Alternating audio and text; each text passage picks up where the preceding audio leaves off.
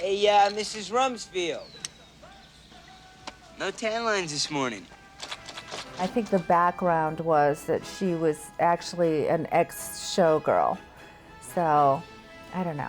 I had a little Maryland thing going on, I think. All I can picture right now is that red polka dot blouse with the hair thing. I don't know. I thought it was kind of fun. All that moving must be very hard on you, Anne. I got involved with the Burbs because I had worked with Joe Dante before, and actually I was ironing and got this call, and it was Joe, and he said, I'm doing this new film, and Carrie Fisher's in it. It's just two women. You're the other one. I'll send you the script. See if you like it. That was that. That piece of scum barking rat of yours is just taking his last dump on my lawn. Of course, it looks like this perfect suburban street, but you open the door of one of the houses and it's just a flat, basically. And then, you know, they'll build out the interior for the purpose that it's for at that time. But yeah, it was a lot of houses that I was used to seeing, and then they trick it up to look different, change the, you know, take the boxwood away and put in flowers and a different fence and, you know, that sort of thing. Okay, honey, what I'm gonna do is I'm gonna mix the zinnias in with the rest of the flowers. The man at the nursery said that when Boy, that really burns my ass. What? I'm always running 5 minutes behind, so I would try to get ahead of the trams if I see them coming from another direction, to try to beat it through the intersection so I wouldn't get stuck behind it because they were winding up the hill, and I'd be like, come on, come on, come on, come on. You know? His career, of course, was taking off in films, and so I was still a little shy and intimidated with him, and he kept commenting that he didn't know what I was playing.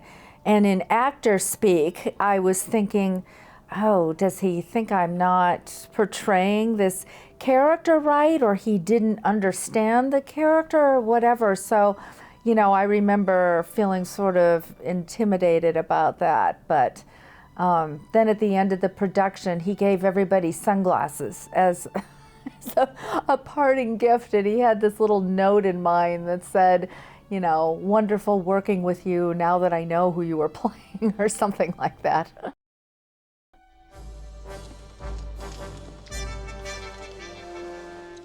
It was really funny when I first met Bruce Dern on the set.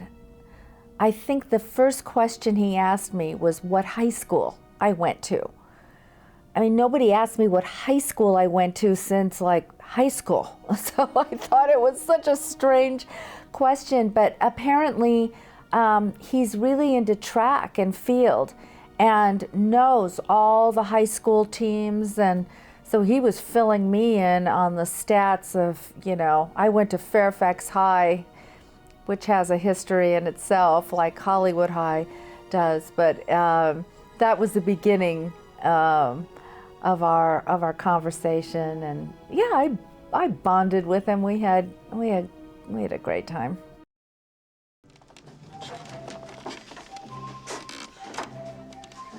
Okay, now everybody just act normal.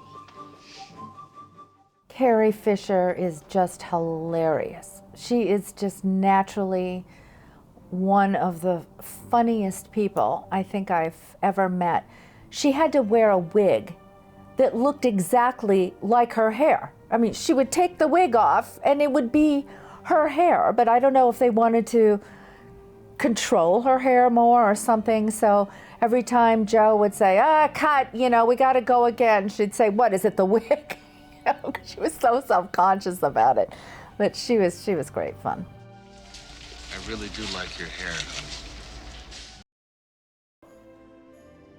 Yeah, he was kind of lost and looking, I think, during that time. There was a lot going on that set, you know, that Joe seemed to never know what he was gonna deal with Corey.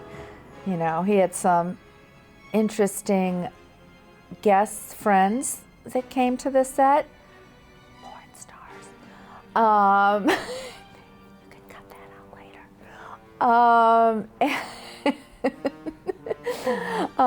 But you know, he was a kid. You know.